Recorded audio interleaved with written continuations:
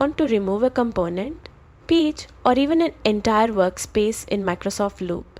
Let's make it easy and stress-free. Start by opening your preferred web browser and searching for Microsoft Loop. Click the official site and sign in using your Microsoft account credentials.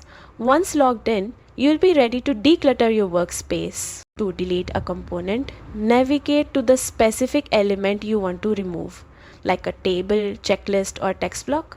Hover over it and click the three dots menu to reveal options, then select delete. Keep in mind, deletion may be permanent, so double check before confirming. If you want to delete a page or workspace, open it first. Again, locate the three dots menu in the top right corner. From there, choose delete page or delete workspace, depending on your goal. Microsoft Loop will ask for confirmation. This safeguard ensures nothing is deleted by mistake.